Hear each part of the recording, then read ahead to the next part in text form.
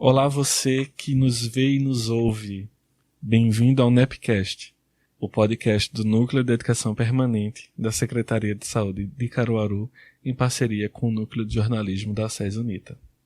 O tema do NEPcast de hoje é Psicologia.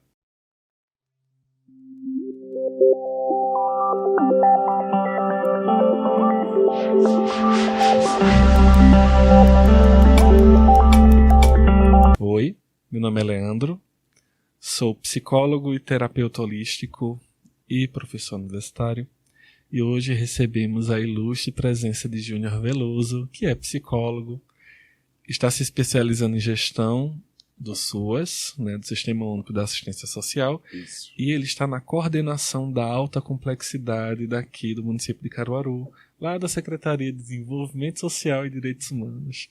Júnior, seja bem-vindo. Obrigado, amigo, pelo convite. Um prazer estar com você aqui, sempre um prazer estar com você.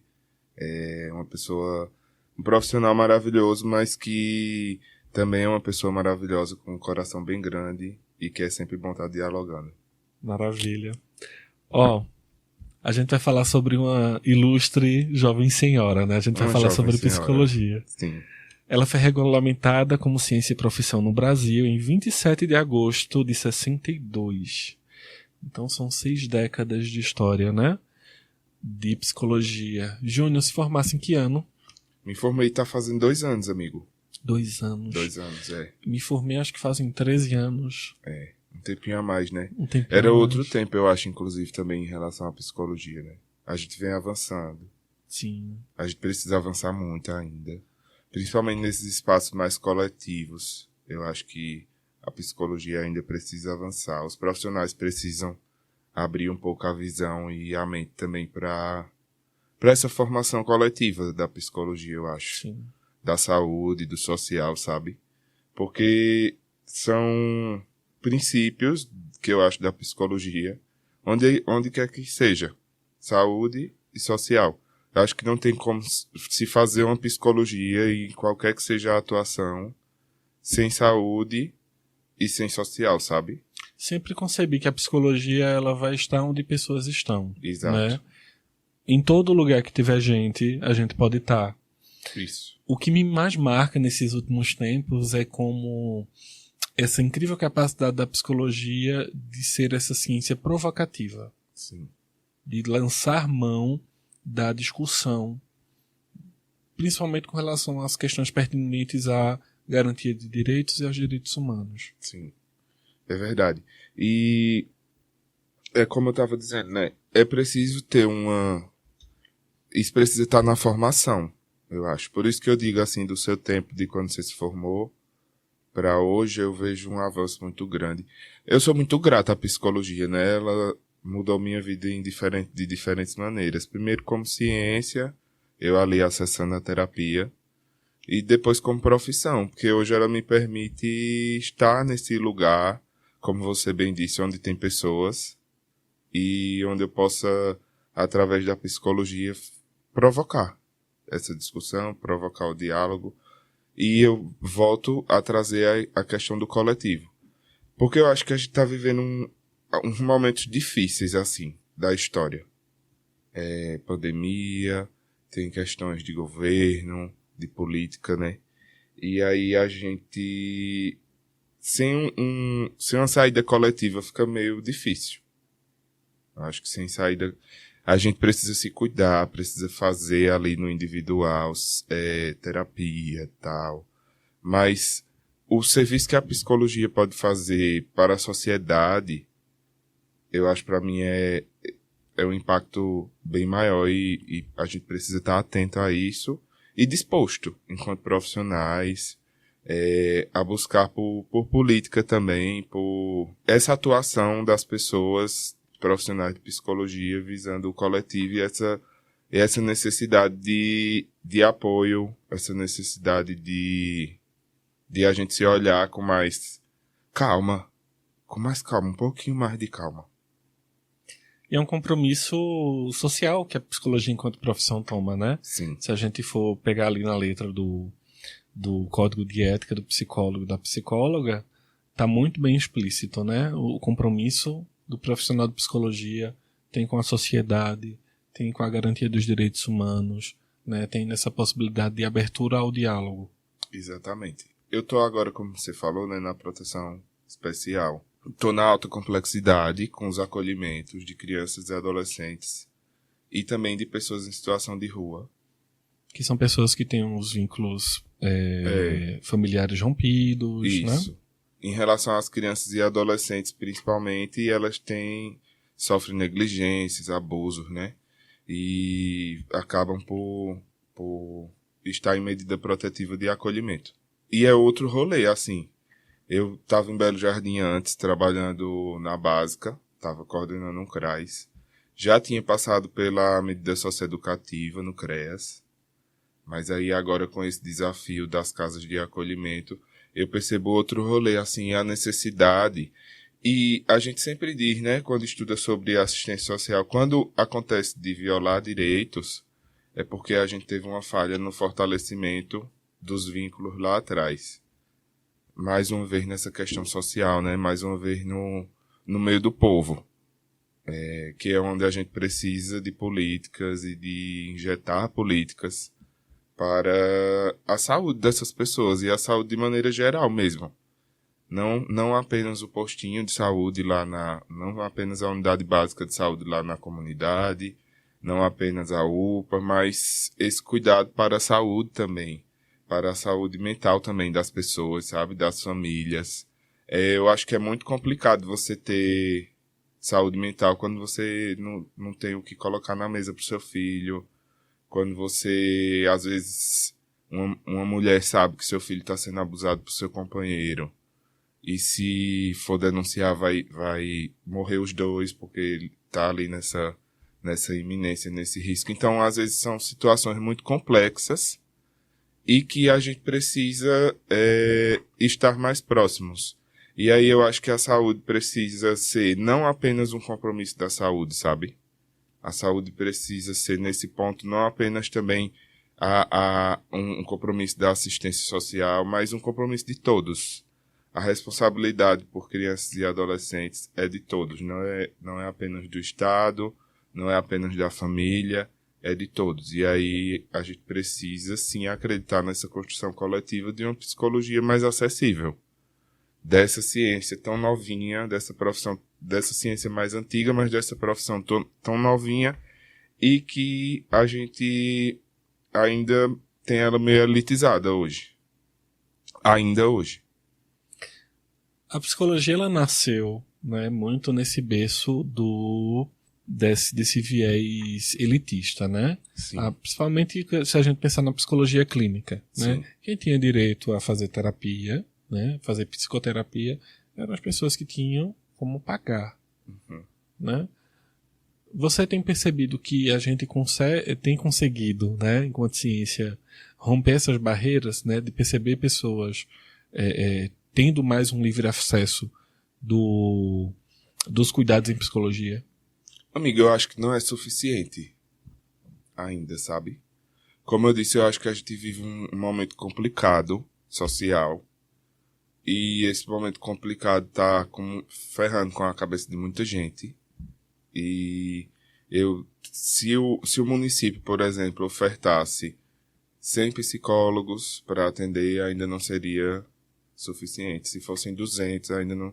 Eu tenho a sensação, pelo adoecimento mental que eu vejo, que se for a quantidade que for ofertada, não sei se é suficiente. Compreende? Uhum. Porque é muita gente sofrendo, e isso em todos os âmbitos. Você vai numa escola, você vê muito adolescente sofrendo. Você vai nos ambientes de trabalho, você vê muita gente sofrendo. É muita gente sofrendo, e aí eu não sei nem se a quantidade de profissionais que existe de psicologia dão conta, né? E é por isso que a gente precisa de estratégia. Eu penso em estratégias. É por isso também que eu acredito no coletivo, porque é muito difícil, a partir do individual, da clínica, você conseguir atender todas as pessoas, né? Inclusive sendo essa clínica do município, por exemplo. Sendo essa clínica uma clínica mais acessível para as pessoas. Mesmo assim, é muito difícil fazer um impacto mais relevante, sabe? Eu acho que é preciso realmente discutir sobre estratégias coletivas. Como é que a gente pode entrar numa comunidade, como é que a gente pode acessar uma escola, chegar em determinados espaços que sozinho eu não consigo, que sozinho você não consegue, mas que juntos a gente pode fazer práticas efetivas de verdade, que possam contribuir com essa saúde psíquica da sociedade, sabe? Se a gente pensar no ambiente em que a gente está inserido, né? Todo o contexto sócio-histórico. Sim. A pandemia ela foi muito devastadora. A gente ainda está vivenciando os resquícios da terceira onda, que é as questões de saúde mental. Sim. Né? Que demandou e tem demandado tanto, né? Da psicologia, principalmente as questões de crises de ansiedade, né? Total. As questões de depressivas. Em contraponto, não. Junto a isso, né? Atrelado a isso, a gente tem as questões socioeconômicas, né? Do empobrecimento da população, a diminuição do poder aquisitivo, Sim. né? A miserabilidade das pessoas, né? A fragilidade no que diz respeito à segurança alimentar, por exemplo. Tudo isso está permeado, né? Essas são as pessoas que a gente precisa cuidar, né? E esse senso de coletividade que você aponta é muito importante, porque sozinho a gente não vai fazer nada, muito pouco. Exatamente. E a psicologia, eu acredito que ela tem essa habilidade de chamar à discussão, Sim. de chamar para junto. Eu percebo o nosso núcleo de saber como esse elo que faz esse chamamento para discussão. Concordo. E além desse chamamento, fazendo um chamamento que promove, que pensa em equidade, né?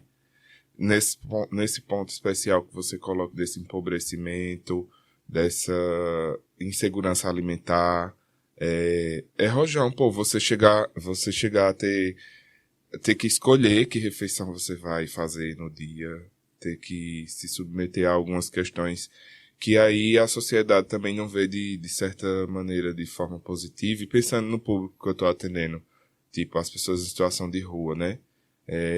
A própria psicologia, ela serviu em outro momento da história para a limpeza dessas pessoas.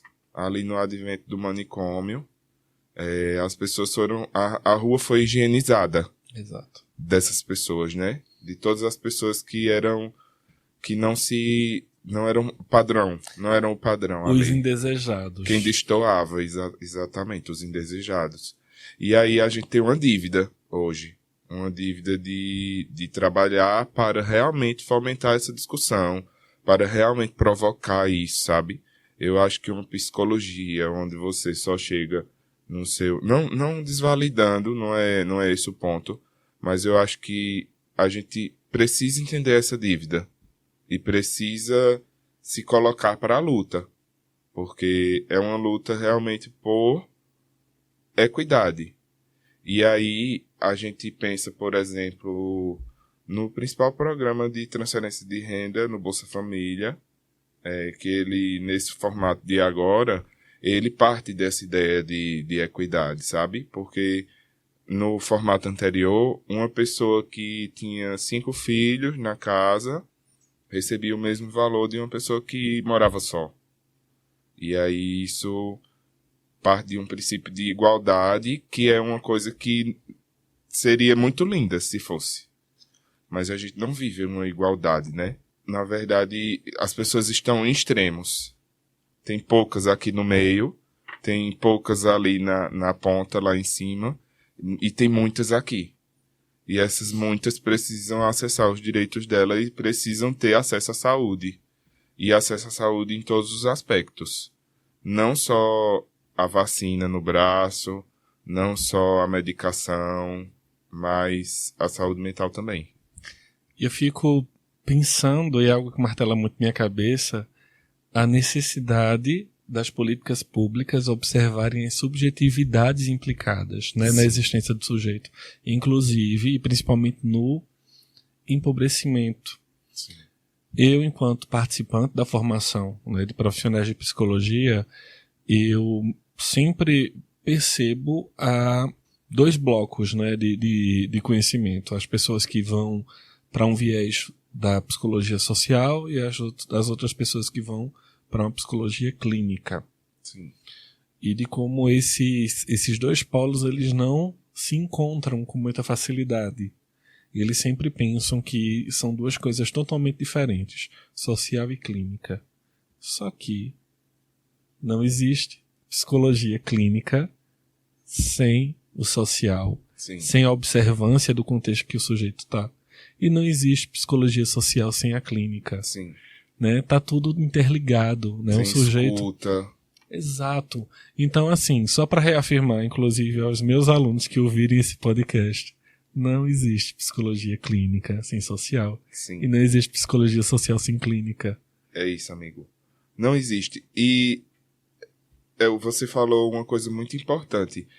Onde é que a pessoa está, né? Quem sou eu? Onde é que eu estou? Que papel eu ocupo? Eu acho que essa é uma das primeiras provocações que eu faço assim na clínica para uma pessoa que chega para mim ali, porque é de onde partir. Não tem como partir sem ser desse aspecto social. A pessoa, quando ela chega numa clínica, ela chega com demandas sociais.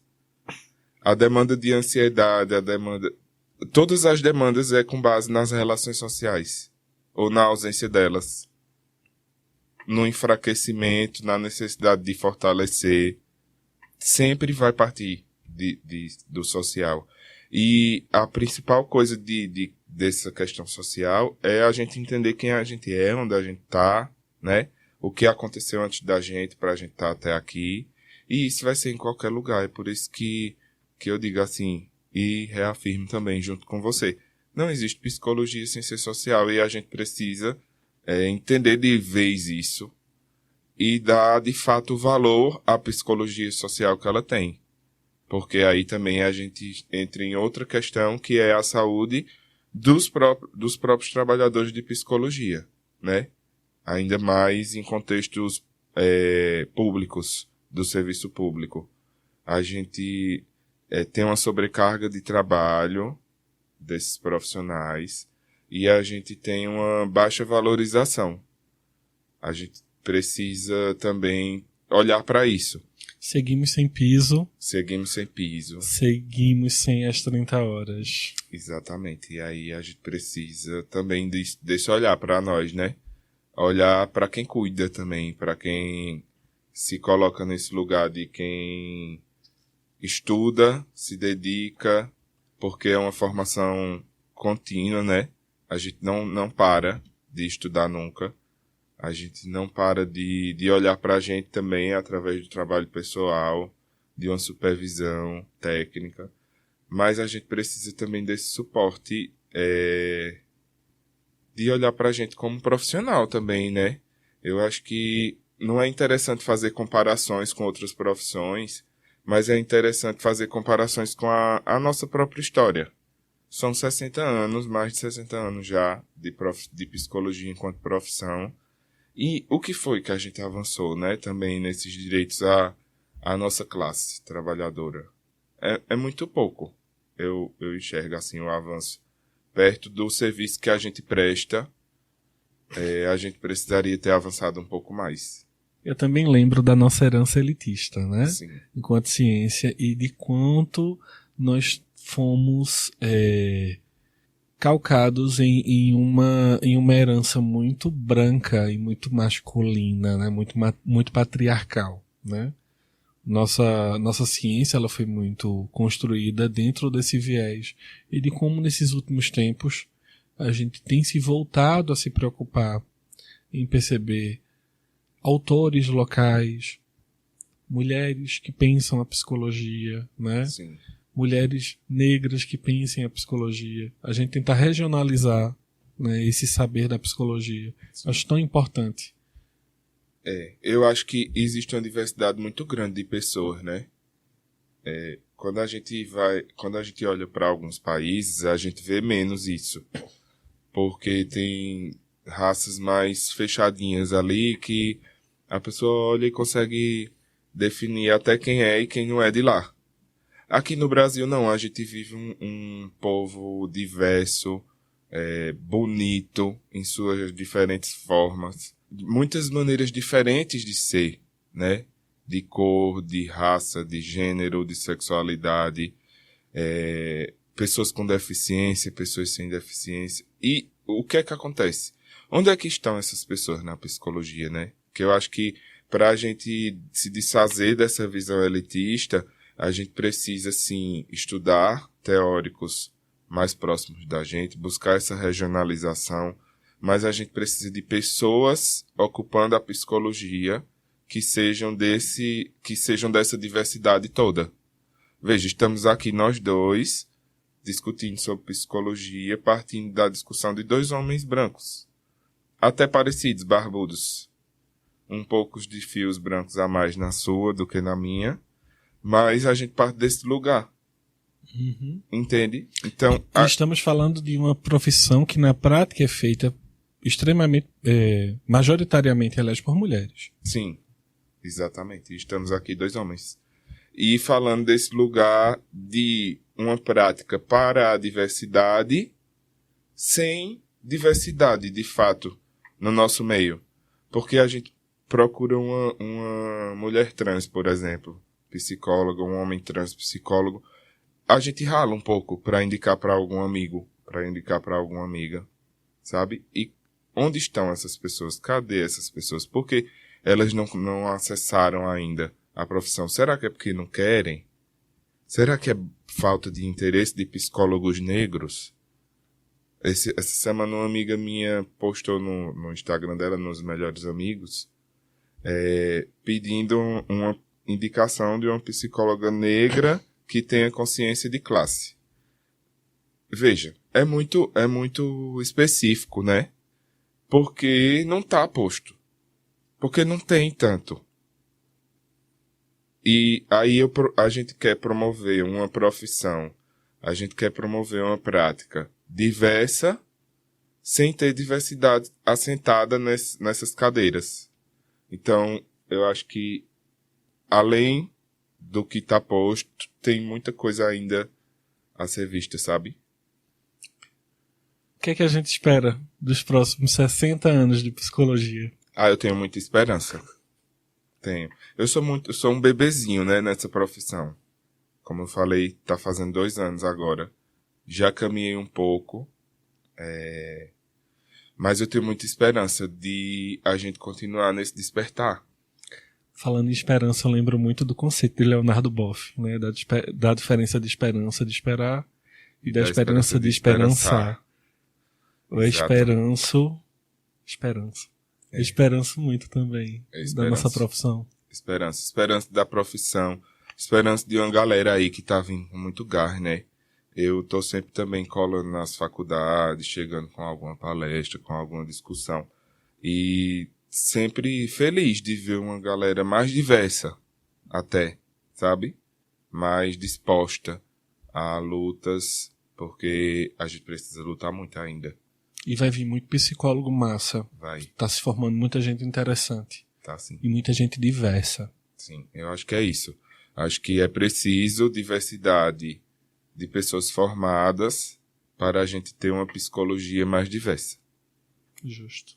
Eu venho com uma notícia triste para dar. Infelizmente, nosso tempo está encerrando. Esse programa está chegando ao fim. Passou tão rápido. Foi ligeiro, não foi? Foi. Queria te facultar a palavra para você fazer seus agradecimentos, as provocações finais. Eu quero agradecer a você, amigo, pelo convite. Agradecer à prefeitura, né, por esse espaço. Acho bacana demais a gente poder estar construindo essas ideias, discutindo essas ideias nesse espaço assim, né, chique, um podcast, acho chique. Porque a gente precisa realmente chegar das diferentes maneiras que a comunicação está existindo, né? E dar esse espaço nesse dia de hoje para psicologia também é massa. Agradecer aí, deixar minha gratidão pelo convite e provocar a sociedade no sentido de... Eu acho que a gente, tipo, eu tô bem acomodadinho aqui nessa cadeira, passaria mais alguns minutos gravando, bem de boa. Eu não acho que ninguém se acomoda no sofrimento, eu acho que a gente se conforma no sofrimento. Eu acho que tem gente que olha para um lado, olha para o outro e diz assim, olha para trás, para a história, e vê sua família, suas gerações atrás, todas naquele mesmo lugar de sofrimento, e se conforma. É isso que tem para mim. Mas aí a gente precisa ter um olhar de não conformidade, de se inquietar e de se movimentar. Então, eu provocar a sociedade de maneira geral a esse olhar de se inquietar com o que não está fazendo bem assim. E aos colegas e às colegas profissionais, eu desejo que a gente tenha esse olhar social, que foi tão falado aqui hoje, que a gente olhe pela equidade, pela diversidade das pessoas, e que a gente se coloque no meio do processo. Que a gente não se distancie para um lugar de suposto saber, mas que a gente use o nosso saber para afetar as coisas ao nosso redor. É isso. É isso. Te agradeço pela presença, pelo chamamento. E queria agradecer a você que nos ouve e que nos vê. E também nos acompanha nas redes sociais, @nepcaruaru, @prefcaruaru. Agradecendo a você que nos ouve e ao apoio técnico de Rafael Torres. Nos encontramos no próximo episódio dessa nova temporada. Até lá!